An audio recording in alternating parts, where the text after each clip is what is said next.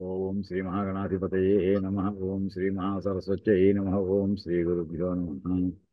హరి ఓం. ఓం గణానాం త్వా గణపతిం హవామహే కవిం కవీనాముపమశ్రవస్తమం. జ్యేష్ఠరాజం బ్రహ్మణాం బ్రహ్మణస్పద ఆనశృణ్వన్నోతిభిः సేదసాదనం. ఓం ప్రణో దేవీ సరస్వతి వాజేభిర్వాజినీవతి ధీనామవిత్రియవతు. ఓం వాగీషాజ్యాస్సు మనసः సర్వార్థానాముపక్రమే యం నత్వా కృతకృత్యాస్యుస్తం నమామి గజాననం.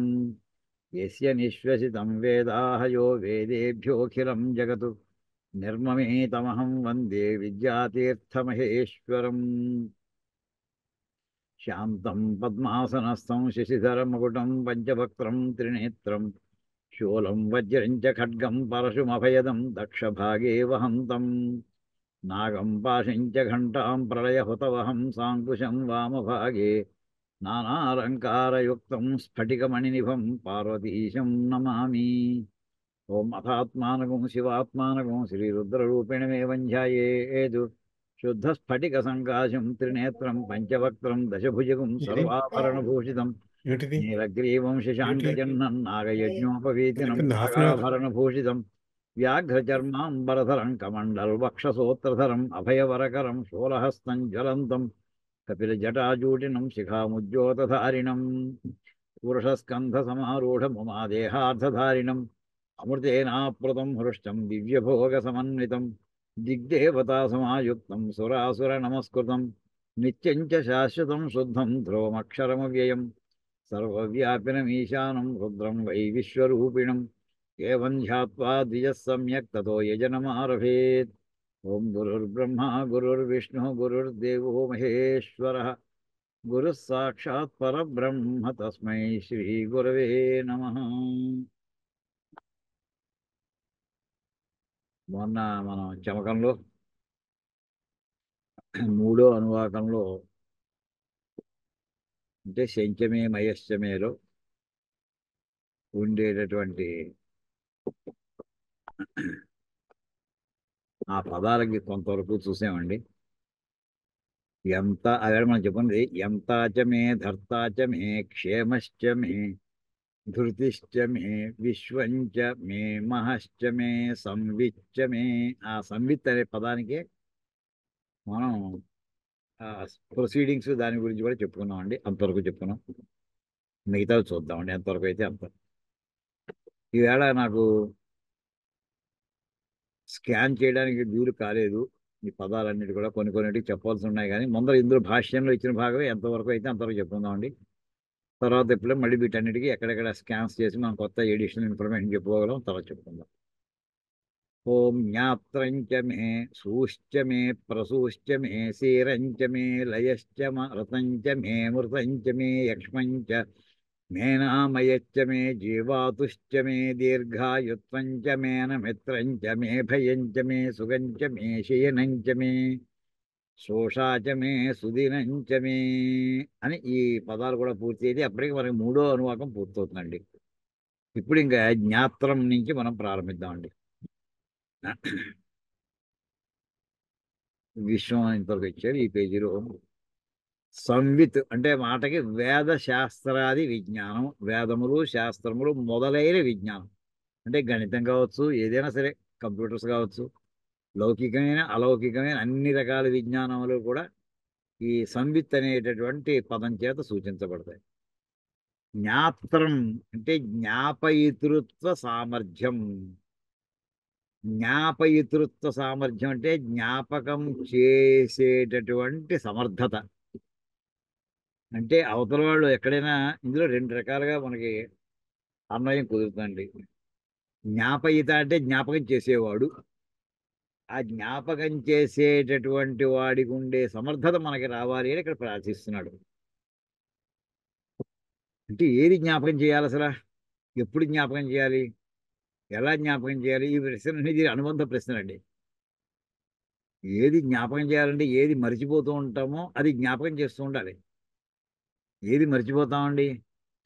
మరుపులన్నింటిలోగా పెద్ద మరుపు ఏమిటండి? అహం బ్రహ్మాస్మి అనేది సరి అయినటువంటి జ్ఞానం. అది అదే నిత్యము జ్ఞాపకం ఉంచుకోవాల్సినటువంటిది. ఎవరు చెప్పినా అదే చెప్తూ ఉండాలి అసలు.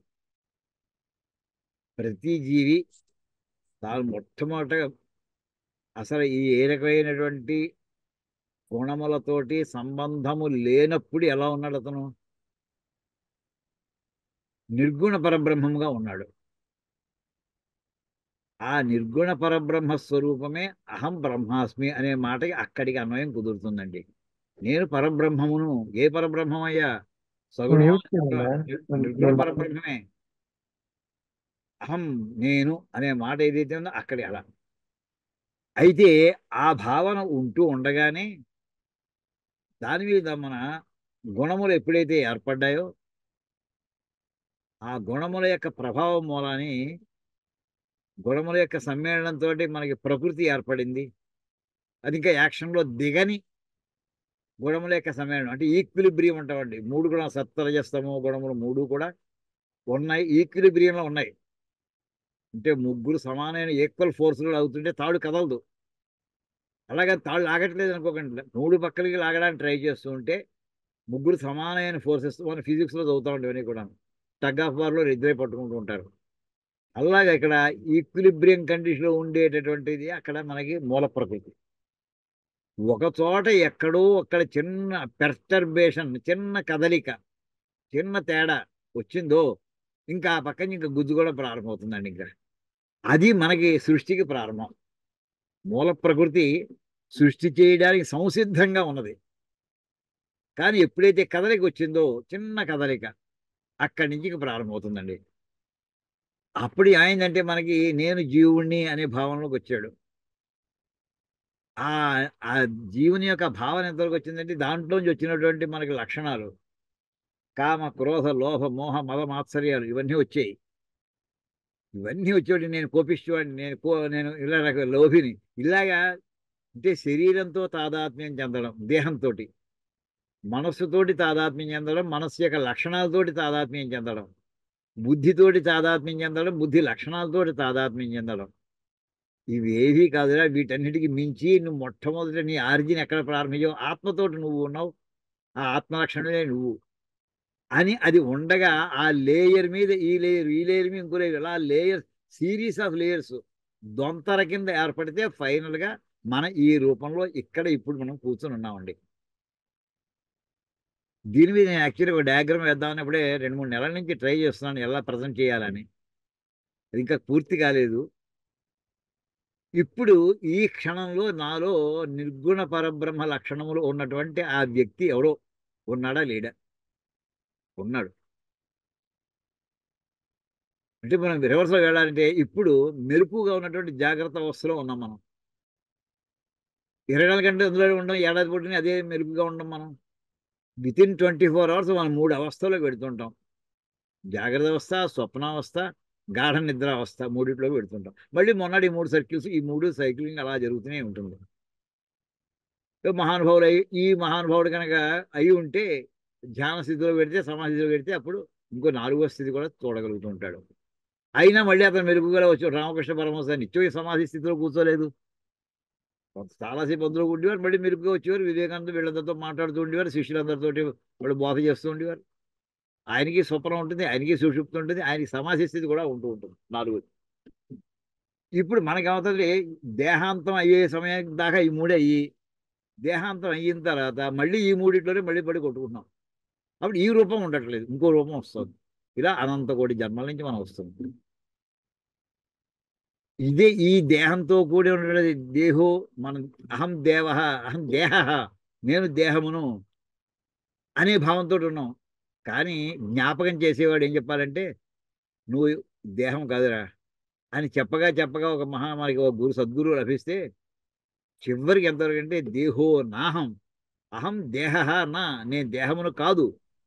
ఇది ఎలా లభిస్తుంది? అది జ్ఞాపకం చేసే ఒక సద్గురు యొక్క అనుగ్రహం లభిస్తుంది.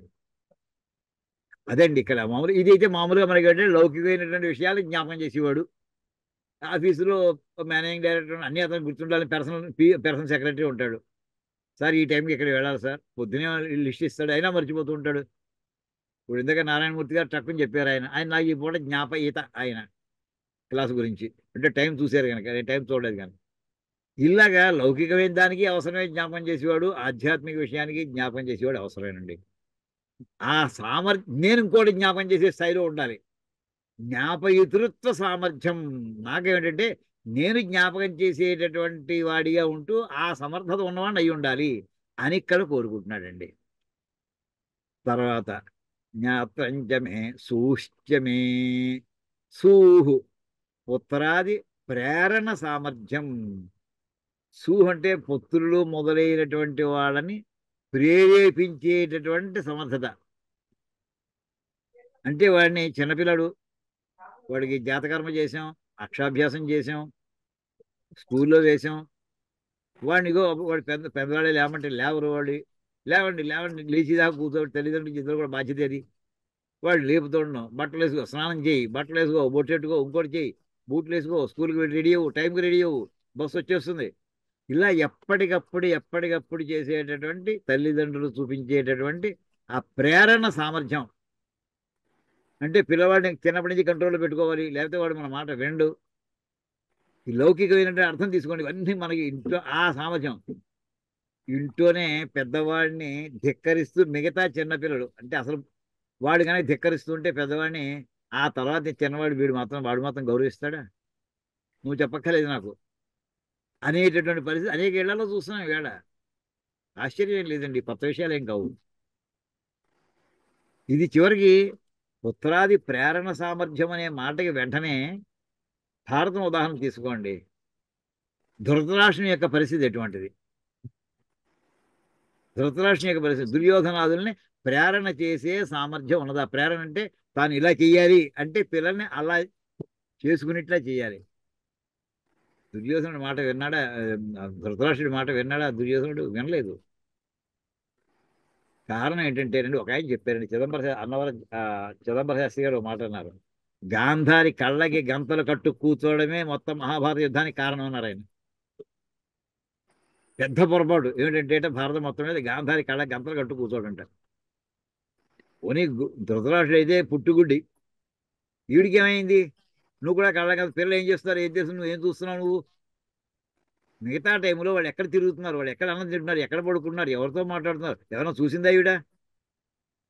ఆ దాసి వాళ్ళందరూ ఇంకా వాళ్ళ మీద పెంపకాన్ని వదిలేసినట్టు అయిపోయింది. అదే పద్ధతి తల్లిదండ్రులు చేసుకునేది. అంటూ ఆయన మొత్తం ఎక్కడో సమస్యలు ఎక్కడో ప్రారంభమని ఇంట్లో తల్లిదండ్రుల దగ్గరే ప్రారంభమవుతాయి. నేను పాతివరి చోటు కూర్చోక అక్కడ ఉందరా పిల్లల సంగతి చూడు.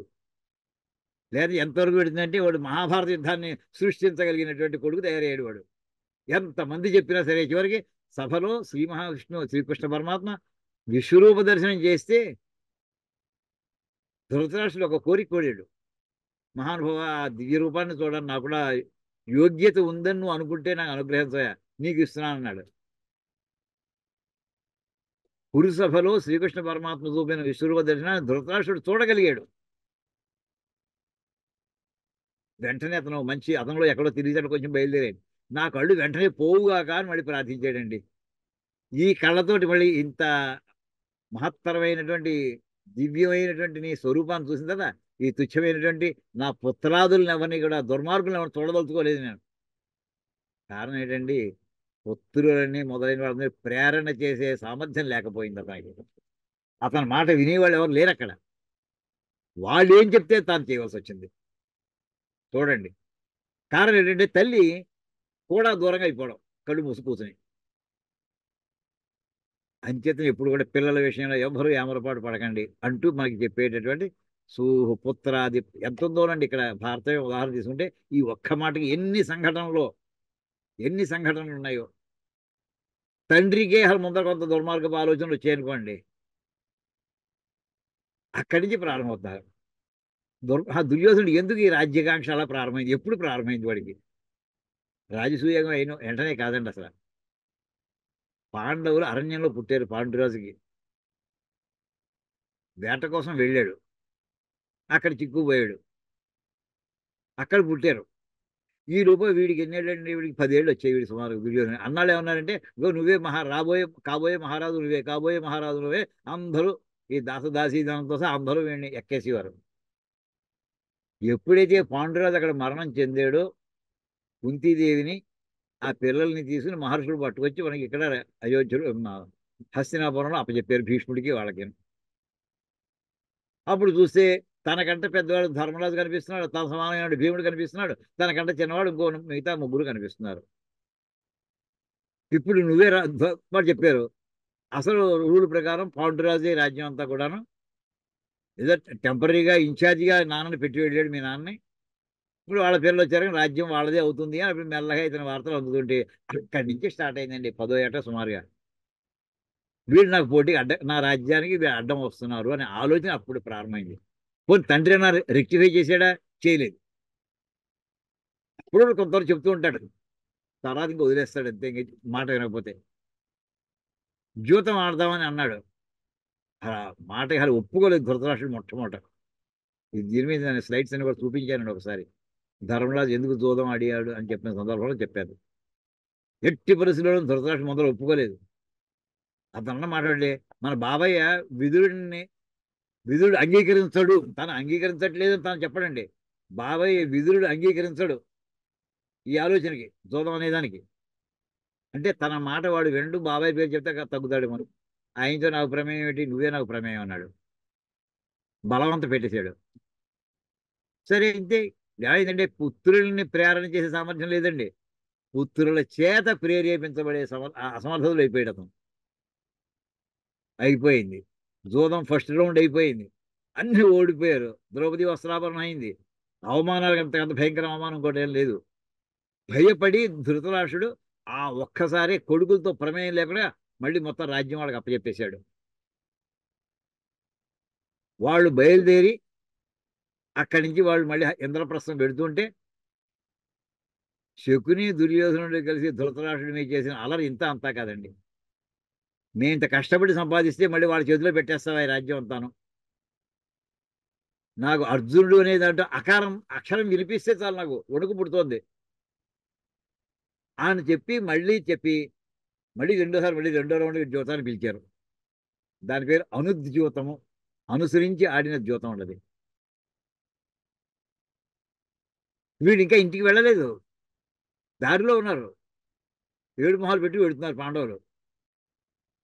వెంటనే మళ్ళీ కబురు వచ్చింది, మళ్ళీ జూదం ఆడడానికి రాజుగారు పిలుస్తున్నారని. అప్పుడు ధర్మరాజు అంటాడండి, చేతగాని వాడు అయ్యాడు ముసలాయన. అంటే కొడుకుల మాట తాను చెప్పినట్టుగా కొడుకులు వినేట్లు. అంటే వాడు ఏం చేశారు, వాడు ఇంటి అల్లరి చేసేసి వీళ్ళు మరీ వచ్చినట్టు పిలిచాడండి. మర్యాద కొద్దీ ఇతను వెళ్ళాడు. ఇది కథా దేశం అంటే పుత్రాది ప్రేరణ సామర్థ్యం అనేది. మన పిల్లల్ని మనం కంట్రోల్లో పెట్టుకోవాలి, ఇంకా బయట వాళ్ళకి మన సమాజాన్ని ఏమి లోపు చేయగలండి. ఉపన్యాసాలు ఎన్నైనా ఇస్తాం మనం, ఇంటూ పిల్లలు మనం కంట్రోల్ చేసుకోగలిగితే మనం అసమర్థులు ఒప్పేసుకుందాం. అది కొన్ని విషయాలు వినొచ్చు కూడా, కొన్ని విషయాలు వినకపోవచ్చు, చెప్పలేము మనం. ఎవరి అదృష్టం వాళ్ళని వదిలేస్తాం అంతే చివరి. కానీ ఇది కూడా మనని ఎంత ఇంపార్టెంటో మనకి భారతం కథ మొత్తం కథ అంతా కూడా ఒక్క అక్షరంలో కనిపిస్తుందండి. సూహు అనే మాట చెప్పేప్పటికి ఆ ఒక్క అక్షరం భారత కథ అంతా వచ్చేస్తుందండి. సూశ్చమే ప్రసూశ్చమే, ప్రసూహు అనే మాటకి ఏమిటంటే భృత్యాది ప్రేరణ సామర్థ్యం. భృత్యులు మొదలైనటువంటి వాడిని ప్రేరణ అంటే ఏమిటి, నువ్వు ఇలా చేయంటే వాడు చేయాలి. భృత్యాది ప్రేరణ సామర్థ్యం ఈ మాట ప్రసూహు అనేవాడికి రామాయణం అంతా వచ్చేస్తుంది ఒక్క 2 అక్షరాల్లోనూ. 2 అక్షరాలు ప్రసూహు. ఆ మందరిని ఏమైనా ఏమైనా దాన్ని లొంగ తీసుకోగలిగిందా? అది అది దాసీది భృత్యు, అది భృత్య కైకకి. శ్రీరాముడి పట్టాభిషేకం జరుగుతోంది అనే మాట మొట్టమొదట చెబుదామని పాపం దశరథుడు రాబోతుంటే ముందరే వచ్చి, ఈ కథ అందరికీ తెలిసిందే కానీ మనకి పదానికి అనుకూలంగా ఏ సంఘటన అంటే ఇక్కడ ఆ కథనే కనిపిస్తుందండి. అది విషయం ఎక్కించేసింది. మొట్టమొదటి ఎలా రెస్పాండ్ అయింది, ఎంత మంచి మాట చెప్పామని చెప్పి తన చేతిలో ఉండే కంకణాలు తీసేసి ఆ మంత్రకి ఇస్తుంది. అది నేలనేసి కొట్టింది. అది చివరికి అక్కడి నుంచి మెల్లగా స్లో పాయిజనింగ్, స్పీడ్ పాయిజనింగ్ మొత్తం అంతా చేసేసింది. అక్కడ ఎవరు కంట్రోల్ ఎవరు అయ్యారండి? ఆ భృత్య స్త్రీ అయినటువంటి మంధరని కైక కంట్రోల్ చేసిందా, మంధరని లేకపోతే మంధర కైకని కంట్రోల్ చేసిందా అండి? మంధరే కైకని కంట్రోల్ చేసింది. అంచేత అక్కడ భృత్యాది ప్రేరణ సమస్య ఇంట్లో పనిచేసి వాళ్ళని పని మనుషుల్ని వాళ్ళని కూడా కంట్రోల్లో పెట్టుకునేటువంటి సామర్థ్యాన్ని నాకు ఇవ్వాలి, లేకపోతే ఇలా రామాయణ కథగా అయిపోతుంది నాకు అంటూ ప్రసూహ్ అనే 2 అక్షరాల్లో కనిపిస్తుంది. ఇంకా ఎంత దూరాన్ని చెప్పవచ్చు, ఇలాంటి ఎన్ని ఉన్నాయో, ఎన్ని సంఘటనలు ఉన్నాయో. తర్వాత సీ సీరంచమే అంటే గో లాంగూలాది కృషి సాధన సంపత్తి. గో లాంగలం లాంగులం కాదు, గో లాంగలాది కృషి సాధన అంటే మనకి నాగలి. గోలాంగలం అంటే నాగలండి, హలం. అలాంటివన్నీ ఏమిటంటే వ్యవసాయం చేయడానికి పనిముట్లు. ఇంకేదంటే అక్కడ ముందర పంట పండించాలంటే విత్తనం గింజలు చల్లేసుకుంటూ గింజలు ఎక్కడ పడాలి, చిన్న గుంటలో వేసుకుంటూ వెళ్ళిపోవాలి వాళ్ళు. దాని మీద నీళ్లు పోయాలి. ఆ గుంట ఎలా ఏర్పడుతుంది, అది నాగేటి చాలుతో దాన్ని ఈడ్చుకుంటూ ఎడ్లు లాక్కుంటూ వెళ్ళాలి. దానికి నాగేటి చాలు అంటే దానికి అంత ట్రయాంగులర్ షేప్లో చివరి పట్టుకొచ్చి చివరి ఎనప ముక్క కూడా పెడతారు, అంటే గట్టిగా బలంగా లాక్కుంటూ వెళ్ళాలి. అలాంటి దాని పేరు సీరం. గోలాంగలాది కృషి సాధన, కృషి అంటే వ్యవసాయం అండి. వ్యవసాయానికి సాధనాలు అలా ఎన్ని రకాల సాధనాలు ఉంటాయో అన్ని రకాల సాధనాలు నాకు లభించుగాక. అంటే సుఖమయమైనటువంటి వ్యావసాయికమైనటువంటి జీవితం నేను గడుపుకోవాలనుకుంటున్నాను, పరాధీనం కాకుండా. ఏదో పెద్ద సంపాదించినటువంటి ఎకరం 2 ఎకరాల భూ ఉంది, దాంతో నేను కాలక్షేపం చేసుకుందాం అనుకుంటున్నాను. దానికి కావాల్సినటువంటి సాధనాలు కావాలి, ప్రతిదానికి అప్పుగా వెళ్ళడం కాదు. నేను అడిగి చిన్నది ఏమిటయ్యా, నాగలు కావాలి కోరుకుంటున్నానయ్యా. ఆ నాగలు కూడా ఇప్పించయ్యా. నాగలు కూడా నాగేటి సార్ అంటే చివరిని ట్రయాంగులర్ షేప్లో ఉంటుంది, ఇనప మొక్క ఉంటుంది. అది క్షీరంచమే లయశ్చమే లయ తత్ప్రతిబంధ నివృత్తి. ఇప్పుడు వ్యవసాయం చేద్దామని ఇది వెడుతుంటే ఆ నాగలితో ఎద్దులను కట్టి, 2 ఎడ్లని కట్టి నాగలి కట్టి దున్నుతున్నాడండి. కడుతుంటే అక్కడ పెద్ద బండరాయి తగిలింది అనుకోండి, ఏమైంది అది, తత్ప్రతి ప్రతిబంధం అయింది. అది నాగలి ముందర కదలట్లేదు. అంతే, నాకు మెత్తటి భూమి ఉండేట్లా చూడాలయ్యా. అంటే నా నాగలికి అడ్డం లేకుండా ఉండే మట్టి కావాలి. అది అదృష్టవశాత్తు కూడా జనకుడి కథ తీసుకోండి, వెంటనే ఏ మాట జ్ఞాపకం వస్తుందో. అతను సంతానం కోసం అని చెప్పి ఓ యజ్ఞం చేద్దామని బంగారు నాగలి చేయించి దానితోటి దున్నించబోతుంటే మొట్టమొదట అది ప్రారంభిస్తూనే సీతాదేవి ఉన్నటువంటి ఆ పెట్టి అక్కడ అడ్డంగా దొరికిందండి, ఆ నాగలికి తగిలింది. సీత అనే పేరు ఏమిటి, అర్థం ఏంటంటే నాగేటి చాలు అంటారు నాగలికి. అక్కడ దానికి దొరికినటువంటి సంతానం కనుక ఆవిడ పేరు సీత. అదండి సీత అనే పదానికి నాగలి అంచు కొమ్ము అనమాట, చివర ఆ టిప్ ఏదైతే ఉంటుందో దానికి తగిలి అందులోంచి ఏర్పడి వచ్చినటువంటి సంతానం కనుక సీత. అలాగా నాకు ఇటువంటి ప్రతిబంధకాలు అయితే ఆయన జనక మహారాజు ఎంతో పుణ్యాత్ముడు కనుక, ఆయన వేదాంతి కనుక, ఆయనకి ఆ యోగ్యత ఉంది కనుక ఆయనకు లభించింది. నాకైతే బండరాళ్ళే వస్తాయి. లేకపోతే పెద్ద పెద్ద చెట్లు ఉన్నాయనుకోండి, ఆ చెట్ల వేళ్ళు ఒక మరి పనస చెట్టు కొబ్బరి చెట్టు అక్కడ ఆగిపోవు. పనస చెట్టు అయితే ఆ వేరు 20-30 అడుగుల దాకా వెళ్ళిపోయి ఇంతలా ఉంటుంది. అది అంతలా వెళ్ళిపోతుంది, అది అంతలా వెళ్ళిపోతుంటుంది. మా ఇంట్లో చూస్తుంటాం కదా, అది ఎంత దూరం అంటే 30-40 అడుగుల దాకా ఉంటాయండి ఆ వేళ్ళు. దాని వేరుకి మళ్ళీ చిన్న వేరు, పొట్టి వేరు, అలా బుల్లి బుల్లి వేళ్ళు. అది నీళ్లు అక్కడి నుంచి సేకరించుకోగలదు. అది మనం ఎక్కడ దాని కింద మళ్ళీ సిమెంట్ చపడాలు చేసాం చెట్ల కొబ్బరి చెట్టు వీటి మామిడి మొక్కలకి ఇవాళ సిటీలో అవి నీళ్ళు ఎలా వస్తున్నాయి, ఎలా బతుకుతున్నాయి, ఇన్నేసేళ్ళు ఎక్కడి నుంచో నీళ్లు తెచ్చుకుంటాయి. ఆ తెచ్చుకోవడం అవి పెద్ద అయి ఉంటే ఆ వాటికి అడ్డం వస్తే పక్కకి తొలగించుకుంటూ వెళ్ళిపోతాయి అవి. అవసరం వస్తే పనస చెట్టు అండి సిమెంట్ గోడలను కూడా పగలగొడుతుందండి. పగలగొట్టి అవి నీడతో చల్లగా ఉందంటే అందులో వెళ్ళిపోతుందంటే. అలాగా అటువంటి నాకు తత్ప్రతిబంధ నివృత్తి. నేలలో నా నాగలి దున్నుతుంటే ఏర్పడేటటువంటి ప్రతిబంధకాలు ఏవైతే ఉంటాయో అలాంటివి ఏమీ లేకుండా ఉండేట్లా కూడా చేయవయ్యా అని అక్కడ దానికి అర్థం చెప్పారండి. శ్రీరంచమే లయశ్చమ అర్థంచమే మృతంచమే. అర్థం, అర్థం అనే మాట యజ్ఞాది కర్మ అని చెప్పారండి. అంటే యజ్ఞయాగాది కర్మలు నాకు నిత్యము ఇక్కడ నేను అనుష్ఠానం చేసుకునేట్లాగా నాకు అనుగ్రహించవయ్యా నువ్వు. ఎంచేదంటే వేదంలో చెప్తుందండి, మనిషి పుట్టే అందరూ మొట్టమొదటి వేదాంతులు ఎవరు కాదు. ఏది గొప్ప పనులు ఉన్నాయి, పనుల్లో దీనికంటే ఇది బెటర్ అయ్యా, దానికంటే ఇంకోటి బెటర్ అయ్యా, దానికంటే ఇంకోటి బెటర్ అయ్యా, ఇలా చెప్తుంటారు. అయితే అన్నిటికంటే అత్యుత్తమమైన కర్మ ఏమిటి అంటే యజ్ఞం అండి. సమస్తమైనటువంటి కర్మలు, లౌకిక కర్మలు, అలౌకిక కర్మలు ఎన్ని అంత పెద్ద లిస్టు రాస్తే వాటిని మళ్ళీ సార్టింగ్ చేస్తే వాటి ఎఫిషియన్సీ, క్యాపబిలిటీ, కెపాసిటీ, వాటి అనుగ్రహం మనం చూస్తే చివరి టాప్ మోస్ట్ ఎవరంటే యజ్ఞం అండి. దానికి మన వేదంలో మొట్టమొదటి పనసలోనే వస్తుందండి. మీరు ఒక్క సమయం ఇస్తే ఆ వాక్యం వెంటనే చదివి వినిపిస్తాను. బాగుంటుంది అది సరదాగా. ఒక్క క్షణం ఇప్పుడే ఒక్క నిమిషం. యజ్ఞో హి శ్రేష్టతమం కర్మ. అదండి వాక్యం. యజ్ఞము శ్రేష్టతమమైనటువంటి కర్మ అంటూ మనకి వేదంలో మనకి మొట్టమొదటి పన్నంలో ఈశేత్వ పన్నంలో వస్తుందండి. అలాగా ఇటువంటి ఏ పని అంటే యజ్ఞములు. యజ్ఞం దాని అనుబంధమైనటువంటి మొట్టమొదటి రోజున యజ్ఞం ప్రారంభం అయిపోదు కదా. యజ్ఞాది కర్మ, యజ్ఞమునకు సంబంధించినవి అంటే మనకి స్మార్త కర్మలు కూడా ఉన్నాయి. స్మృతుల చేత చెప్పబడినటువంటి అనేకం ఉన్నాయి. మనకి స్మార్త కర్మలు ఉన్నాయి, శ్రౌత కర్మలు ఉన్నాయి. ఇవన్నీ కూడా అవన్నిటిని కలిపి రథం అనేటటువంటి మాటలో పట్టుకొచ్చారండి. అమృతంచ వ్రతంచ మే అమృతంచ మే. అమృతం, అమృతం అంటే తత్ఫలం. ఎప్పుడైతే కర్మ చేసేవో కర్మకి ఫలం వచ్చి తీరుతుంది పక్కనే.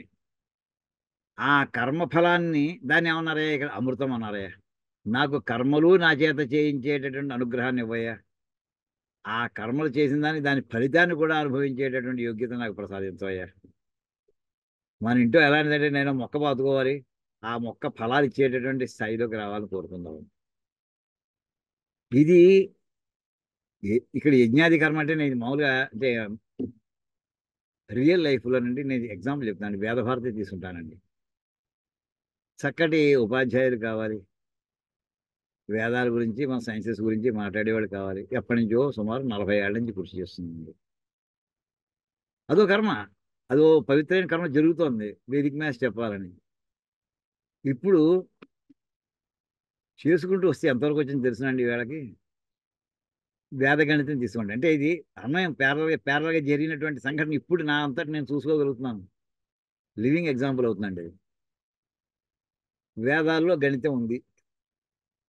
అది వేద మంత్రాలు చదువుతుంటే మనకి చమకం చదువుతుంటే చివరికి వస్తాయండి. ఏకాచమే తిస్రశ్మి అంటే అనేక చోట్ల మంత్రాలు వచ్చాయి.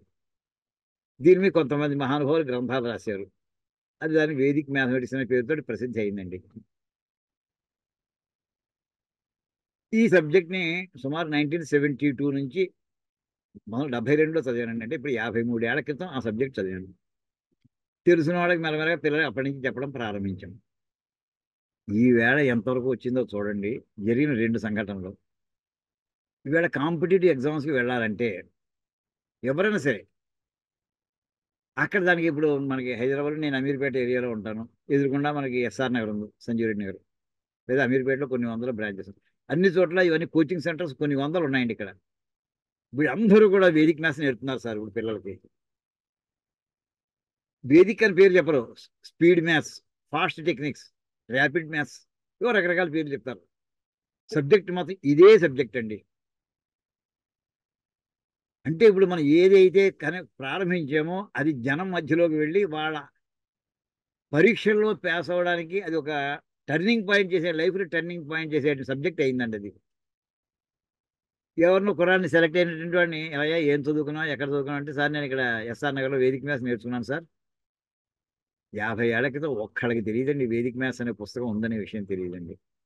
ఫింగర్ టిప్స్ మీద చెప్పొచ్చేమో అంతే. నేను ఈసీలో ఉన్నప్పుడు అప్పుడు చూశానండి మొట్టమొదటి సీతారామనాథ్ గారిని, ఆయన నాకు ఇచ్చారు ఆ పుస్తకం 1972లో. ఈ 50 ఏళ్ళ నుంచి మనం చేసిన కృషి ఇప్పటి ఫలాల్లోకి వచ్చేసిందండి. అది ఒక ఉదాహరణ. ఇలా ఎంతమందోనండి. రెండోది తిరుపతిలో సంస్కృత యూనివర్సిటీ అండి. తిరుపతి సంస్కృత యూనివర్సిటీలో సంస్కృత యూనివర్సిటీ, సంస్కృతంలో అంటే మామూలుగా వాళ్ళని సంస్కృతంలో వేదాంగాలు, దర్శనాలు, పాఠాలు చెప్పడం అది వాళ్ళదండి. అసలు మొట్టమొదటి 1950sలో స్టార్ట్ చేశారు. అనంతసేన అయ్యంగారు అని మనకి ఫస్ట్ లోక్సభ స్పీకర్, ఆయన తిరుపతి వాడు. ఆయన లోక్సభ స్పీకర్, మొట్టమొదటి స్పీకర్ తిరుపతి నుంచి ఆయన ఎలక్ట్ అయ్యాడండి. ఆయన సంస్కృతాభిమాని. అంచేత తిరుపతిలో సంస్కృత యూనివర్సిటీ, ఈవేళ సంస్కృత యూనివర్సిటీ తర్వాత అయింది. రాష్ట్రీయ సంస్కృత విద్యాపీఠ అని దాని ముందు ఎప్పుడో ఏదో పేరుతో ప్రారంభించారు 1950s. ఇవే చెప్పుకుంటూ వచ్చారు. ఇప్పుడు ఈ మధ్య ఏమైందంటే 15 ఏళ్ల నుంచి ఇప్పుడు ఓన్లీ ఏన్షియంట్ సబ్జెక్ట్స్ కాదు, మోడర్న్ సబ్జెక్ట్స్ కూడా చెప్పాలి అంటే ఏం చెప్పాలంటే వేదిక్ మ్యాథ్స్ చెప్పొచ్చు కదా. ఎక్కడికి వచ్చిందండి, ఎక్కడి నుంచి అంటుకుంది వాళ్ళకి ఆ విషయం. చేసిన ప్రచారంలో భాగంగా వెళ్ళింది అది. దాని చివరికి మళ్ళీ 5 ఏళ్ల క్రితం నన్ను కాంటాక్ట్ చేశారు వాళ్ళు. అయ్యా యూనివర్సిటీ అయ్యింది, యూనివర్సిటీలో పెట్టాలి, తప్పకుండా పెట్టండి. అంటే ఇప్పుడు నేను ప్రైవేట్గా ఎన్ని వేల లెక్చర్స్ ఇచ్చినా దాని వెయిటేజ్ ఒక పర్సన్, దానికి సర్టిఫికేట్ వాల్యూ ఉండదు. వాస్తవం అది. ఒక ప్రైవేట్ ఇండివిజువల్ మనం. అదే ఓ యూనివర్సిటీ సర్టిఫికేట్ అనుకోండి, దాని వాల్యూ వేరు. అందుకోసం నాకు స్వార్థం ఉంది, యూనివర్సిటీ సర్టిఫికేట్ దీనికి లభిస్తుంది కదా ఈ విద్యకని. వాళ్ళకి నేను ప్రపోజల్ రాసి సిలబస్ రాసి అంతా ఇచ్చాను. వాడు ఏమన్నంటే మేము యూజీసీ అప్రూవ్ తీసుకోవాలి సార్ అని. తీసుకోండి అని యూజీసీకి రాశారు, యూజీసీ అప్రూవ్ చేసింది. సో డిగ్రీ కోర్సు స్టార్ట్ చేశారు సార్ వాళ్ళు. ఇండియన్ డిగ్రీ కోర్స్ ఏంటి, దాని పేరు మన బీఎస్సీ ఎంపీసీ అంటే మ్యాథ్స్ ఫిజిక్స్ కెమిస్ట్రీ, లేదా డబల్ మ్యాథ్స్ ఉండేది M1 M2 P అనేవారు, లేకపోతే బీజెడ్సీ బాటనీ జువాలజీ కెమిస్ట్రీ, ఇలా 3 సబ్జెక్టులు ఉంటాయండి ఇక్కడ బీఎస్సీ డిగ్రీ లెవెల్లో. వీళ్ళు ఏం చేశారు, అప్పుడు ఏం చెప్పారు, M1 M2 M3 పెట్టండి అన్న. 3 కూడా మ్యాథ్సే, 3 ఇండియన్ మ్యాథ్సే. 3 పేపర్లు కూడా 3 సబ్జెక్టులు ఉంటాయి, 3 కూడా ఎంఎల్ఏ. అప్పుడే స్టార్ట్ చేసి 3 ఏళ్ళు అయిందండి, 2 ఏళ్ళు అయింది. ఫస్ట్ 2 years కంప్లీట్ అయిపోయింది. ఇప్పుడు థర్డ్ ఇయర్లోకి వచ్చేసారు సార్ స్టూడెంట్స్. నేను ఎవరెవరు చదివినటువంటి వాడు చెప్తూ ఉంటారు కదా, నేను మన ప్రయోజనం ఏంటంటే అది యూనివర్సిటీ స్థాయిలోకి వెళ్ళిపోవాలి అని. ఫస్ట్ 2 years అక్కడ లోకల్గా ఉండేటువంటి పండిట్ని ఎవరైనా పట్టున్నారు, ఆయన కొంచెం ఈ మోడర్న్ ఈ సబ్జెక్ట్ చదువుకుని చెప్పేశారు. ఇప్పుడు థర్డ్ ఇయర్లోకి వచ్చేసారండి స్టూడెంట్స్ వాళ్ళు. ఇప్పుడు అక్కడ వాళ్ళు ఈ పాఠాలు చెప్పి సిలబస్ మానే రాసిచ్చాము, పాఠం చెప్పి వాళ్ళకి లెక్చరర్ దొరకలేదండి థర్డ్ ఇయర్.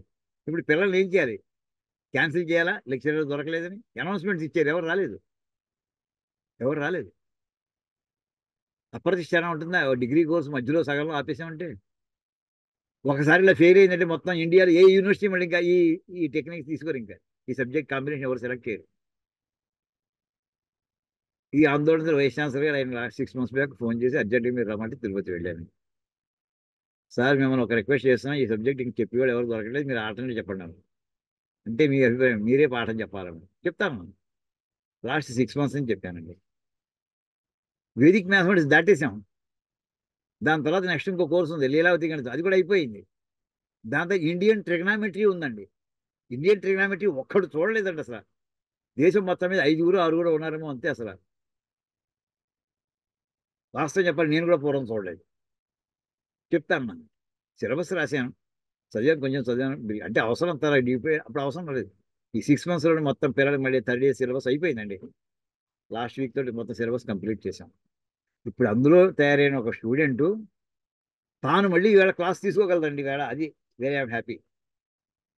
అంటే చేసినట్టు అమృతం అంటే ఏంటంటే తత్ఫలం, మనం చేసిన కృషి ఏదైతే 50 ఏళ్ళ నుంచి ఒక సబ్జెక్ట్ మీద మనతో ఆగిపోకూడదు, డెడ్ ఎండ్ అయిపోకూడదు. మనం ఉన్నంతకాలైనా చెప్పడం లేదు, ఇంకో తరానికి అందాలి. అది అందిందండి ఈవేళ, అందింది. ఎంతమందో ముందర తయారవుతారు. ఇంకా చక్కటి నాలెడ్జ్ అమ్మాయికి. ఎగ్జామ్ మన సెమిస్టర్లో 70% వచ్చింది ఆ అమ్మాయికి. అలాగా అంటే ఇవన్నీ కూడా ఎందుకంటే నాకు ఎటువంటి కోరుకున్నా అంటే ఇక్కడ లౌకికంగా అంటే మనం లౌకికమైన విషయం చెప్పానండి. అలౌకికమైన యజ్ఞయాగాదులు కూడా వేదాంతం వస్తే అది కూడా లౌకికంగా తీసేయండి. అర్థం యజ్ఞాది కర్మ అమృతం తత్ఫలం. ఈవేళ ఇండియన్ నాలెడ్జ్ సిస్టమ్ అని గవర్నమెంట్ ఆఫ్ ఇండియా ఎక్కడ పడితే అక్కడ వాళ్ళు అన్ని యూనివర్సిటీలను కూడా కంపల్సరీ చేస్తారు. మీరు దానికి సెమినార్స్ పెట్టాలి, వర్క్షాప్స్ పెట్టాలి, స్టూడెంట్స్ సర్టిఫికేట్ కోర్స్ పెట్టాలి. వదలెట్టు కొట్టున్నారండి యూజీసీ నుంచి. ఇప్పుడు అందరూ మనని కాంటాక్ట్ చేస్తున్నారు. మనం ఎప్పుడో రాసాం, ఇవన్నీ ఈవేళ అవుతాయని చేసామా, చేసుకుంటూ వెళ్ళడం మన కర్తవ్యం అనుకున్నా చేసామండి. ఈవేళ అన్ని ఫలాన్ని ఇస్తున్నాయండి. వాళ్ళు చదువుతుంటే, వాళ్ళు అర్థం చేసుకుంటుంటే, వాళ్ళు ఇంట్రెస్ట్ చూపిస్తే ఆనందం కలుగుతుందండి. అది ఫలం, అమృతం. అంటే ఇవన్నీ లైఫ్లో రియల్లీ ఐఎమ్ ఎంజాయింగ్ ఇట్. అర్థం యజ్ఞాది కర్మ అమృతం తత్ఫలం అయక్ష్మంజమేనా మయచ్చమే. అయక్ష్మం అనే మాట ఉందండి. అయక్ష్మం అనే మాటకి అయ్యా నారాయణమూర్తి గారు, నా టైం ఆగిపోయింది. అమ్మాయి టైం ఎంత నేను చూడలేదు. టైం అయితే చెప్పండి. మాట వినిపిస్తుంది, అసలు ఎవరు మాట్లాడట్లేదు. 4:50 అయిందండి. ఓకే, అయితే ఇంకో 10 వినిపిస్తుంది నిమిషాలు. బాబయ్య, నేను టైం చూడలేదు. ఉందండి. నా వాచి కూడా ఆగిపోయింది, ఇది కూడా గడియారం ఆగిపోయింది మనం మాటలు చెప్పుకుంటుంటే. అయ్యా మనకు సమయంతో సమయం ఇప్పుడు లేదు. మంచి చాలా చాలా డీప్ గా ఉన్నాం. ఏమండి? అయక్ష్మం. అయక్ష్మం అనే మాట రాజయక్ష్మాది ప్రబల వ్యాధి రాహిత్యం. రాజయక్ష్మ అంటే రాచపు రాచపుండు అనేవారండి. రాచపుండు అంటే క్యాన్సర్, లేక మనకు వచ్చే ట్యూమర్స్, డిఫరెంట్ గ్రేడ్స్ అనుకోండి. అది రాజయక్ష్మం అంటే రాచపుండు అని తెలుగులో చెప్పేవారు. అలాంటి ప్రబల వ్యాధి రాహిత్యం, అటువంటి వ్యాధులు ఏవి లేకుండా ఉండుగాక. ఇందులో యక్ష్మం అనే మాట ఎక్కడండి? ఇక్కడ ఉందండి, అయక్ష్మం. యక్ష్మం అనే మాట మనకి ఎక్కడొస్తుంది చూడండి. నమ్మకంలో ప్రారంభంలో మొట్టమొదటి దేవుడిని శివుడిని ప్రార్థిస్తూ మనం చెప్పేటటువంటి మాటల్లో చూడండి ఒక్కసారి. ఎంత అంటే మనకి అన్నయం వెంటనే ఎక్కడెక్కడ దొరుకుతాయో చూసుకోండి. ఓం నమో భగవతే రుద్రాయ. ఓం నమస్తే రుద్రమన్యవ ఉతోత యషవే నమః. నమస్తే అస్తు ధన్వనే బాహుభ్యాముతతే నమః. యాదయిషు శివతమా శివం బభూవతే ధనుః. శివాశరవ్యాయా తవ తయా నో రుద్రముడయ. యాతే రుద్రశివా తనూరఘోరా పాపకాశినీ. తయా నస్తనువాస్యంతమయా గిరిశంతాభిజాకశీః. యామిషుం గిరిశంతహస్తే బిభర్ష్యస్తవే. శివాంగిరిత్రతాం కురు మాహిగుంసీః పురుషం జగతు. శివేన వచసా త్వా గిరిశాఖ్యా వదామసి. ఇంతవరకు మనం చెప్పుకుంటామండి. యథా నర్వమిజ్జగదయక్ష్మగుం సుమన అసతు. అక్కడ యథా నహ సర్వం ఈ జగత్తు అయక్ష్మగుం సుమనా హసతు. ఈ లోకం అంతా కూడా నేను బతుకున్నంత కాలము రోగరహితమై ఉండుగాక ఓ పరమేశ్వర నీ అనుగ్రహంతో అంటూ అక్కడ నమ్మకంలోనే మనకి మొట్టమొదట పేజీలోని మొట్టమొదటి అనువాకంలోనే దొరుకుతుంది అయక్ష్మ అనే మాట. అక్కడ వాడుకున్నాం. ఇక్కడ ప్రత్యేకించి మళ్ళీ ప్రార్థన చేస్తున్నాడు. ఎంచేదంటే ఎన్నాళ్ళు బతికేవని కాదు, ఎలా బతికేవని కూడా ఇంపార్టెంట్ అవుతుందండి. ముక్కుతూ మూలుగుతూ అలా 100 ఏళ్ళు లాక్కోవడం కంట బా ఎప్పుడు వెళ్ళిపోతామరా బాబు ఈ లోకం నుంచి అనే ఎంతమందో అడుగుతుంటారండి. ఎంతమందో హాస్పిటల్ పనిచేసాం కదా, ఎంతమంది ఏమన్నా ఇంకా అన్నాడండి వెళ్ళిపోవాలండి, ఈ బాధ పడలేమండి. అలా కాదు అయక్ష్మం అంటే అలాంటి క్రానిక్ డిసీజెస్, సీరియస్ డిసీజెస్ అలాంటివి ఏమీ లేకుండా ఉండుగాక. మరి అయక్ష్మంచ మే నామయచ్చమే. మే అనామయం కూడా, ఇది కూడా ఆమయం అంటే రోగం అని అర్థం అండి. అనామయం అంటే రోగాలు లేకుండా ఉండుగాక. ఇందాకదేమో స్పెసిఫిక్ డీప్ రూటెడ్ ప్రాబ్లం, ఇది ఎలా సాగదీస్తూనే ఉంటుంది. ఆస్మా అది వదలదు ఓ పట్టాన్ని, అది తగ్గిపోవడానికి క్వశ్చన్ అయింది దానికి. మళ్ళీ సీజన్ వచ్చిందంటే మన ప్లేస్ డస్ట్ తగ్గిందంటే దానికి వెంటనే ఎలర్జీస్, ఎలా ఏదో రకంగా సఫరింగ్. అది ఓ పక్క గ్యాస్ట్రైంటలాజికల్ ప్రాబ్లం తేలవు అవి, ఆ కడుపులో నిప్పు అలా ఉంటూనే ఉంటుంది. ఇలాంటివి లేకుండా అనామయం అంటే జ్వరాది అల్ప వ్యాధి రాహిత్యం. ఇందాకేమో ప్రబల వ్యాధి, ప్రబల అనే మాటలు కూడా అండి. ప్రబల, అంటే ప్రఖరమైన బలము కలది, అంటే చాలా బలవంతమైనటువంటిది. అటువంటి వ్యాధులు వద్దు, అల్ప వ్యాధులు వద్దు, ఏదీ లేకుండా హ్యాపీగా నా జీవితం గడిచిపోవాలి అంటూ అక్కడ ఈ ప్రార్థన ఉంది. తర్వాత ఇక్కడ ఇందులోకి వచ్చేవాడు దీని వెంటనే ఏమిటి, లౌకికంగా సాధనాలు ఉన్నాయి, ఆయుర్వేదం పక్కనే పెట్టాడు. నీకు ఎంతవరకు ఇది కాకుండా మంత్ర ఉపాసన, నాకు ఇది కావాలంటే తీవ్రమైన వ్యాధులు లేకుండా, లేకపోతే సామాన్య వ్యాధులు లేకుండా ఉండాలంటే కాబట్టి మంత్రాలు ఉన్నాయ్యా. లౌ వైద్యము ఉంది, ఆయుర్వేదమే అది కూడాను. ఇవి పక్కన మంత్రాలు ఉన్నాయి. ఎక్కడైతే దీని మీదే మనకి ఉపనిషత్తులు ఇదివరకు చెప్పానండి. కుశల అన్న ప్రమదితవ్యం అనే వాక్యం అండి మనకి తైత్రీయ శిక్షావళిలో ఆఖరి అనువాకం అండి. ధర్మాన్న ప్రమదితవ్యం భూత్యైన ప్రమదితవ్యం అంటే చెప్తాడా. కుశలాన్న ధర్మం విషయంలో ఏమరపాటు వద్దు. ఈవేళ చేద్దాం రేపు చేద్దాంలే అలా అనుకోకు, ధర్మం అప్పుడు అయిపోవాలి. నీ డబ్బులు రావాల్సినాయి ఆ పూట తేల్చేసుకో, రేపు ఇస్తాడంటే వాడు ఉంటాడో ఉండడో ఎవడో చెప్తాడు. నీ డబ్బులు వస్తాయని గ్యారంటీ లేదు. రేపు ఈవేళ ఇవాళ రావాల్సి ఉంటే ఈవేళ తీసేసుకో. డబ్బు విషయంలో ఆ ఏమరపాటు పడకు. అది కూడా చెప్పిందండి పాపం మన ఏడల వేదమాత అని చెప్తూ కుశలాన్న ప్రమదితవ్యం. కుశలం అనే మాటకు అర్థం ఏంటంటే ఆరోగ్యం అని అర్థం అండి. ఇక్కడ మేము కుశలం, అక్కడ మీరు ఎంత కుశలంగా ఉన్నారు, ఇప్పుడు ఉత్తరాలు రాసుకునేవాడు అండి. కుశలం అంటే ఇక్కడ మేము ఆరోగ్యంగా ఉన్నాం, మీరు కూడా ఆరోగ్యంగా ఉన్నారు అని ఆ మాటకు అర్థం. కులాసాగా ఉన్నారు అంటుంటాం. కులాసా అంటే ఆరోగ్యం ఉన్నోడే కులాసా. ఆరోగ్యం లేకపోతే కులాసా ఎక్కడ వస్తుంది? ఆ కుశలం అనే మాటకి వ్యాఖ్యానం రాస్తూనండి, ఆ కుశలం ఎప్పుడు భగ్నం అవుతుంది? ఆరోగ్యం ఎప్పుడు భగ్నం అవుతుంది? దాని ఎన్ని రకాల ట్రీట్మెంట్స్ ఉంటాయి? అంటే స్థూల దేహం లెవెల్‌లో నీకు ఆరోగ్యం దెబ్బతినొచ్చాయా? లేక సూక్ష్మదేహం రూపంలో నీ ఆరోగ్యం దెబ్బతినొచ్చాయా? లేక నీ కారణ దేహం రూపంలో కూడా నీకు ఆరోగ్యం దెబ్బతినొచ్చు. అంటే ఏమిటి మామూలుగా మరి ఒకటే కదా? కాదండి. స్థూల రూపం ఏదో కాలికి ఫ్రాక్చర్ అయింది, చేతికి ఫ్రాక్చర్ అయింది. ఇవన్నీ కూడా మామూలు లౌకికమైనటువంటి మందుల వల్ల ఈజీగా రొటీన్‌లో ఉన్నటువంటి వాటి సాల్వ్ అయ్యాయి. ఈవెన్ హార్ట్ అటాక్ కూడా దానికి కూడా ఇవాళ ఆపరేషన్ సర్జరీ ఉంది. అవన్నీ కూడా దేహానికి సంబంధించినవి. మైండ్ దాకా వెళ్ళక్కర్లేదండి. అవి దానికి ఉంది. దీనిక చెప్తూ అక్కడ మణి మంత్ర ఓషధేయ అని వాక్యం వాడతారండి. మణి మంత్ర ఓషధేయ ఆ కుశలాన్న ప్రమదేయండి. అంటే ఓషధులు అంటే ఔషధం.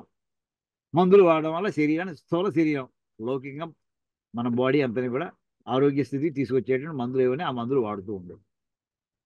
లేదండి మెంటల్ కేసులు ఉంటారు. ఏమండి వాళ్ళకి ఏం చేయాలి? వాళ్ళకి సెడటివ్స్ ఇస్తారు. బాడీ మీద వాడికి ప్రాబ్లం ఏది? హెల్తీ బాడీ హెల్తీగా ఉన్నారు. కానీ వాడు మైండ్ ఎఫెక్ట్ అయింది వాడికి. ఆ మైండ్‌ని వాడు కంట్రోల్ చేయగలిగారు. ఆ మైండ్‌కి అంటే అంత సూక్ష్మమైనటువంటి స్థాయిలో వెళ్లి మందు పనిచేయాలి. బాడీకే బాడీ వాడికి బ్రహ్మాండంగా ఉంటాడు చూడడానికి. వాడు మంచి మామూలు బాడీ అంతా బాగానే ఉంటుంది. వాడు పేషెంట్ అని ఎవరు అనుకోలేమండి. మెంటల్ కేసెస్‌లో చాలా మందిని చూస్తే. కానీ వాడి వాడి మైండ్ కంట్రోల్‌లో లేదు వాడికి. ఏవో అరుస్తూ ఉంటాడు. ఎప్పుడో గమ్ముని ఏదో చేస్తాడు వాడు. మైండ్ స్థాయిలోకి వెళ్ళి కూడా అంటే స్థూలమైనటువంటి దేహానికి ఇచ్చే స్థూలమైనటువంటి ఔషధుల నుంచి సూక్ష్మ దేహ స్థాయిలో వెళ్ళాలంటే సూక్ష్మ స్థాయిలో వెళ్ళే మందులు కావాలండి. అది కూడా అది సూక్ష్మదేహం అయిపోయింది. ఇంకా కారణ శరీరం ఉందండి. కారణ శరీరం అంటే మన పుణ్య పాపాలు. దీనికి మనం చెప్పారంటే మంత్రాలు ఒకటేనయ్యా. మంత్రం ఎంతవరకు వెళుతుందంటే కారణ శరీరం దాకా వెళ్ళి ఎక్కడో మహాపాపం చేశాడు. ఆ పాపాన్ని అనుభవం వేళ శరీరంలో వ్యాధి. ఎంత ట్రీట్మెంట్ ఇచ్చినా సరే తగ్గదండి. అనేక కేసులు చూస్తాం మనం. తల్లిదండ్రులు పాపం వాళ్ళకున్న ఆస్తి అంతా కూడా అమ్ముకుని ఖర్చు పెడతారు. కానీ అలాంటి వాడు ఎవడో పుట్టాడు. కారణ శరీరం అంటే మహాపాపం అది చేశాడు జన్మాంతరంలో. వాడు తర్వాత పుణ్యాత్ముడు అయ్యి ఉండొచ్చేమో. కానీ ఆ చేసిన కర్మ భాగం ఏదైతే ఉందో ఆ పాప కర్మ ఫలం అనుభవించవలసిందే. కల్ప కోటి శతైర్భి వందలాది కల్పాలైనా సరే చేసిన కర్మ వదిలిపెట్టదు మోక్షం వస్తే తప్ప. ఆ కర్మఫలం ఇప్పుడు అనుభవిస్తున్నాడు పాపం. అప్పుడు ఏం చేయాలయ్యా? ఇగో నువ్వు ఈ త్రిసువర్ణ మంత్రం పారాయణ చేసుకోవయ్యా. ఆ సహస్రాత్ పంక్తిం పునంతి మొన్న చెప్పుకున్నామండి. బ్రహ్మ మేధయ మధు మేధయ అంటూ ఎంతో చెప్పుకున్నామండి అక్కడ. అలాంటి కొన్ని మంత్రాలు ఉన్నాయండి. కొన్ని వందల మంత్రాలు దొరుకుతున్నాయి. అధర్వణ వేదంలో ఎన్నో రకాల రోగాలకి. మన యజుర్వేదంలో ఉన్నాయి, సామవేదంలో ఉన్నాయి. మనకి గణపతి సత్యానంద స్వామి వారు అయితే మ్యూజిక్ తోటి అంటే సామవేదం యొక్క ప్రక్రియతోటి రోగాలను ట్రీట్ చేయొచ్చని వారి విశ్వాసం. ఇలాగా అంచేత మణి మంత్ర ఔషధం లేకపోతే మనకి జమ్మాలు చేయండి. రత్నాలు కన్నా సరి అయిన రత్నం వాడితే కూడా ఆ రత్నం మీద ప్రతిఫలించిన కిరణాల మూలంగా వీడి వ్యాధులు నయమవుతాయట. అంచేత నీ కుశలం విషయంలో వచ్చేవాడికి ఈ విషయాలు జ్ఞాపకం ఉంచుకో. Restore your health immediately. నీ ఆరోగ్యాన్ని వెంటనే సాధించుకో. ఔషధం ఏం వాడతావో, రత్నాలు ఏం వాడతావో, మంత్రాలు ఏం వాడతావో, ఏం చేస్తావో చేసుకో. ఇంకేం తర్వాత ఇంక ప్రారంభం అనుభవించడం అంతే. అనుభవించడం వల్లే మొత్తం అది ట్రీట్మెంట్ అవుతుంది అంతే. ఇక్కడ ఇతను కోరుతున్నది ఏంటంటే రాజయక్ష్మాది ప్రబల వ్యాధి రాహిత్యం, అనామయ జ్వరాది అల్ప వ్యాధి రాహిత్యం ఈ రెండు కూడా నాకు ఉండాలయ్యా. అది నువ్వు ఎలా జరిగితే ఏ ప్రక్రియలో పెడితే నాకు ఆరోగ్యం సిద్ధిస్తుందో అలా చేయుగాక అంటూ ఇక్కడ అలా కోరుకుంటున్నాడండి. తర్వాత జీవాతుశ్చమే దీర్ఘాయుత్పంచ జీవాతు జీవన కారణం వ్యాధి పరిహారార్థం ఔషధం. అది కూడా మనం చెప్పేసాడండి. ఇంకా ఈ వాక్యం చూడలేదు ఇంకా. జీవాతు అంటే జీవనం అనే బతకడానికి ఏది కారణం అవుతుందో సరి అయిన మందు దొరికితే అది టైంకి అవుతుందండి. సరి అయిన మందు ఆ టైంకి పడిపోవాలి. వ్యాధి పరిహారార్థం ఔషధం. చిన్న ఎగ్జాంపుల్ అండి మొన్న జరిగింది మాకు. కిందటి ఇప్పుడు చండీ హోమం నిన్న జరిగిందండి. అంటే ఇది మార్చిలో. జనవరిలో చండీ హోమం జరిగిందండి. 26వ తారీఖున 27 జరిగింది. అందరూ 60-70 మంది వచ్చారు. అందరూ చక్కగా చాలా బాగా జరిగింది. అంతా భోజనాలు అయిపోయి రాత్రి పలహారం చేసి అందరూ వెళ్ళిపోతున్నారండి. ఒక్కొక్కళ్ళే ఓలా బుక్ చేవాడు, ఓబర్ బుక్ చేసేవాడు, అంతా వెళ్ళిపోతున్నారండి. మాలోనే ఉన్న ఆయన ఒక ఆయన, ఆయన మొత్తం అకౌంట్స్ అన్ని ఆయన జాగ్రత్త చాలా బాగా చూస్తుంటారు. ఆయన బుక్ చేసిన ఇంకా ఓలా రాలేదు. అక్కడ ఇచ్చేసి అందరూ ఒకేసారి పెట్టేవాడు. ఓలా గమని దొరకాలి కదా, ఒకడు ముందర ఒకడు వెనక అవుతారు. ఆ వేళ పీటల మీద కూర్చున్నటువంటి అతను అందరూ వెళ్ళాక ఆఖరిని వెళదాం అతను కూర్చుని ఉండిపోయాడండి. ఉండగా అందరూ విడిపోయారండి. ఈయన ఈ మేనేజ్ చేస్తున్నట్టు ఆయన, ఆయన భార్య, ఆ వేళ చండీ హోమం చేసుకుని ఆయన భార్య, నలుగురే మిగిలారండి. ఇంతట్లో వీళ్ళకి ఆటో వచ్చింది అని అన్నారు. యజమాని వాళ్ళేమో కారులో వెళదాం వాళ్ళు కారు తెచ్చుకున్నారు, నేనేమో ఆటోలో వెళదాం అనుకుని అన్నారు. కానీ అన్నారు ఇంకా అక్కడ వర్కర్స్ ఉన్నారు ఇంకా తలుపులు తాళాలు వేసేసుకోవడానికి. ఈయన లేవలేకపోయారండి. ఈయన కుర్చీ నుంచి లేవలేకపోయారు ఈయన. లేదు పక్కనే ఆ అమ్మాయి ఏం చేసిందంటే ఆ పక్కనే వర్క్ చేసే వర్క్, రే అబ్బాయి ఈయన లేవదీరా, కొంచెం మనిషి కొంచెం 50 పర్సనాలిటీ, 50 అంటే మామూలు ఎవరేజ్ 70-75 కేజీస్ ఉండదు. ఆ కుర్రాడు ముట్టుకున్నాడు, లేవదీద్దాన్ని జస్ట్ చేయి పట్టుకుని లేదు, పెద్ద ఆయన కదా ఆయన సేపు కూర్చున్నారు పొద్దు నుంచి, అలసట వచ్చిందో లేవలేకపోతున్నారు. ఆయన ఒళ్ళంతా నీరు కారిపోతుందండి. చెమటలు పట్టేది, ఎంత చెమటలు అంటే ఇంకా అది ఆల్మోస్ట్ చాలా భయంకరమైన సిచ్యువేషన్. అమ్మగారు ఈయన ఒళ్ళంతా తడిసిపోయిందమ్మా అన్నాడు. ఉన్నవాళ్ళకి ఇంకా ఆయన కాకుండా ముగ్గురే ఇంకా వర్కర్ కాకుండా న్యాయం న్యాయం వచ్చేవాడు చల్లబడిపోయింది శరీరం అంతా. క్రిటికాలిటీ చూడండి. అందరూ వెళ్ళిపోయారు. 70 మంది 67 మంది వెళ్ళిపోయారు. మిగతా 66 మంది వెళ్ళిపోయారు. మిగతా నలుగురే మిగిలారు. ఎవరికైనా ఎక్కడైనా ఆఖరి వాళ్ళు ఎవరో ఉంటారు కదా. ఇప్పుడు ఏం చేయాలి? ఆ ఆటో వాడు వచ్చి కూర్చున్నాడు. వెంటనే యజమాని చేశాడు, ఇది కాదు ఇప్పుడు ఇప్పుడు ట్రీట్మెంట్ ఏమి ఇవ్వాలి తెలియదు, ప్రాబ్లం ఏంటి తెలియదు మనకి. వెంటనే గబగబా ఎలాగ మోసుకెళ్ళినట్టు మోసుకెళ్ళి వెంటనే లోపల తేనె ఉంటే తేనె పోసేశారు, పంచదార పోసేశారు. ఆయన షుగర్ 50కి వచ్చేసిందండి.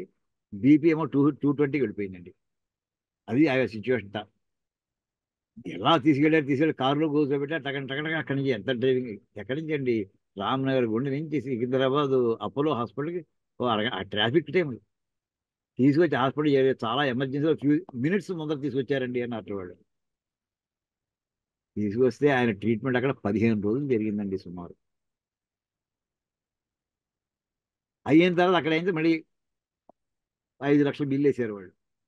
అది అయిన తర్వాత అక్కడి నుంచి యశోద మళ్ళీ ఇంకో చోట గచ్చిబౌలి, అక్కడ 4-5 లక్షలు బిల్లు అయిందండి. 2 మంత్స్ నుంచి ఆయన చివరికి ఏమిటంటే ట్రీట్మెంట్లో ఉన్నారు కూడా ఆయన. ఇప్పుడు నేను ఎందుకు చెప్తున్నానండి ఇక్కడ, జీవాతు జీవన కారణం వ్యాధి పరిహారార్థం ఔషధం. ఏమండి అంతవరకు ఉన్నటువంటి వాడు ఆయన నీళ్ళు చెమటలు కట్టడం చెమటలు పట్టేయడం 5 నిమిషాల ముందరైతే ఆ మిగతా వాళ్ళందరూ అప్పుడే తెలిసిపోను కదా. అందరూ ఏదో సహాయం అప్పుడే చేద్దరు. మనుష్య సహాయం కూడా లేనటువంటి స్థితి అయిపోయింది చూడండి. అంతమంది ఉండి అప్పటిదాకా ఎవరు లేనటువంటి స్థితి అయిపోయింది. అదృష్టశాతి ఎవరు ఉండాలో అతను ఉన్నాడు కనుక సరిపోయింది. అది ఎవరండి? అది పరమేశ్వరుని అనుగ్రహం అండి, సంపూర్ణమైన అనుగ్రహం అండి. అందరూ అలాగే విశ్వసిస్తాం. ఇంకో కారణం చెప్పలేరు. ఆ వర్కర్ ముట్టుకోవడం ఏంటి, అమ్మ నీరు కారిపోయిందా, ఒళ్ళంతా నీరు కారిపోతుంది, ఏం చేయాలి తోచట్లేదు, పంచదార వేసి ఏం చేసినా గమని రికవర్ అవ్వలేదు. మాట ముద్దొచ్చేసినప్పుడే అది పెరాలసిస్లో వెళ్ళిపోతుందో తెలియదు. అక్కడ ఏంటంటే అక్కడ తీసుకెళ్ళాక వాళ్ళు అక్కడ ట్రీట్మెంట్ అంటే ఔషధం అండి అక్కడ ఒక రకంగా. వ్యాధి పరిహారార్థం ఏ ప్రాబ్లం ఏది వచ్చిందో, బీపీ షుగర్ వేరియేషన్ ఏదైతే వచ్చిందో దాన్ని పరిహరించేటటువంటి ఔషధం నాకు కావాలమ్మా అని ఆ మహానుభావుడు ఆ వేళ ఎంతమందిలో చేస్తూ ఉంటారు. ఎన్ని చండీ హోమాలుగా ఆయన అలా చక్కగా నిర్వహించుకుంటూ వస్తున్నారు. ఆ మహానుభావుడు చేసినటువంటి ఆ పుణ్యం అంతా ఆ క్షణంలో అమ్మవారి అనుగ్రహం చూపించిందండి. కులాసగా ఉన్నారంటే వాడి పునర్జన్మ ఎత్తినట్టే అందరం భావించాం. ఏదైనా జరగచ్చు.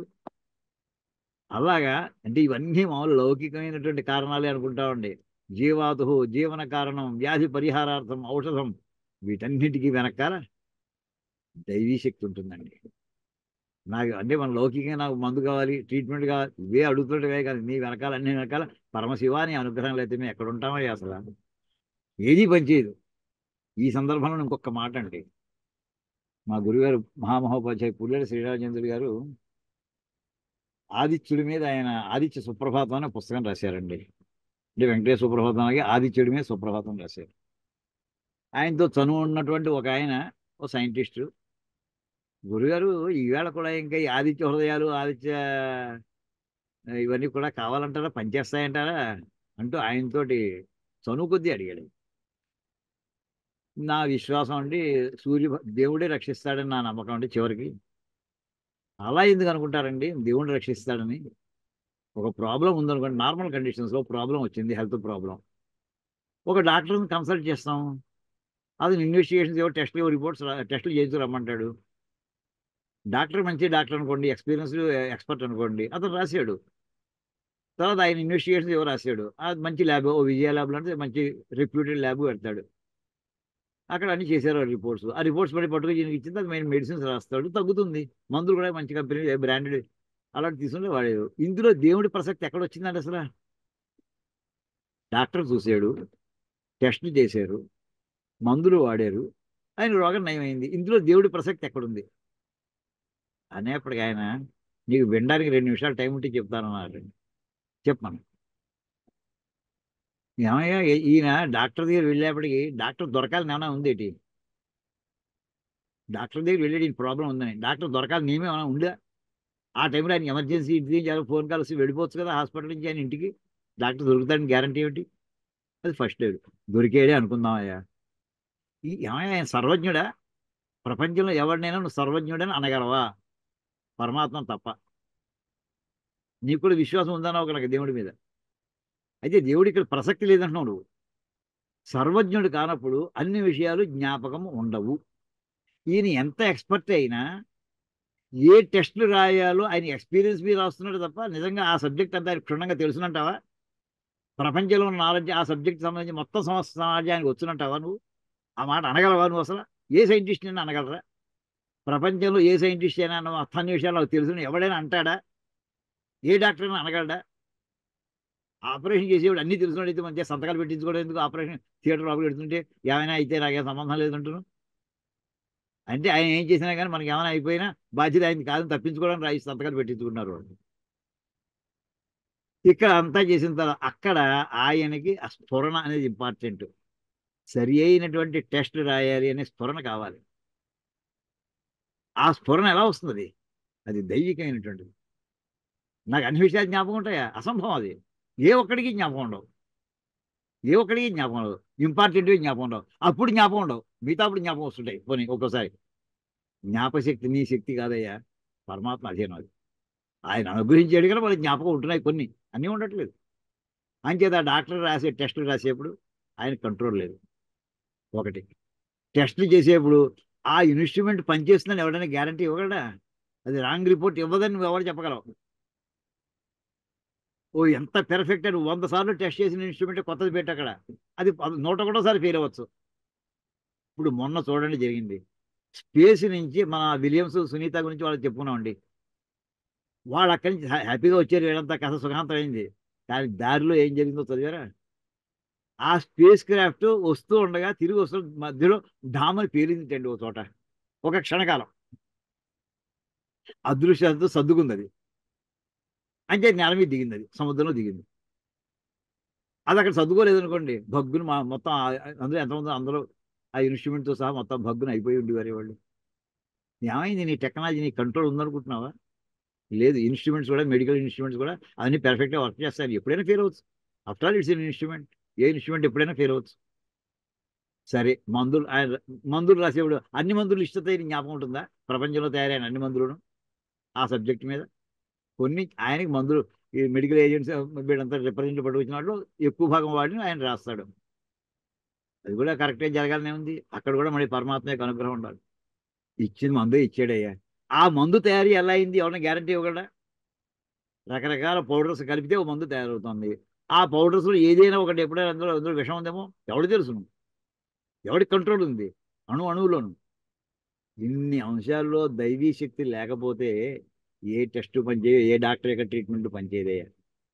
వీటన్నిటికీ ఏమిటంటే అల్టిమేట్లీ పరమేశ్వరుని యొక్క అనుగ్రహం కావాలి. అన్నింటిలోనూ కూడా డాక్టర్ మంచి డాక్టర్ దొరకాలి, డాక్టర్కి మంచి మంచి ఆలోచన రావాలి. ఆయన రాసే మంచి మందులు కూడా మనం కొనుక్కి మంచివి అయి ఉండాలి. అన్నింటిలో మంచి మంచి మంచి ఏదైతే అంటున్నావో అవన్నిటికీ ఎక్కడి నుంచి వస్తాయి? అనుగ్రహం, దేవత. అందుచేత వీటన్నిటికీ ఆరోగ్యం భాస్కరాది ఇచ్చేది వాక్యం ఉందయ్యా. అంచేది నేను రాసుకోవచ్చు అంటే సమాధానం చెప్పాను. అంటే ఎంత ఎందుకు చెప్తున్నానంటేనండి, జీవాతు జీవన కారణం, వ్యాధి పరిహారార్థం ఔషధం. నా వ్యాధిని పరిహరించడానికి ఏ ఔషధాన్ని వాడాలో ఆ ఔషధం కూడా నాకు లభించేట్లా నువ్వు చేయవయ్యా. అంటే తగ్గించి బాధ్యత దేవుడికి పెడుతున్నాడు ఇప్పుడు.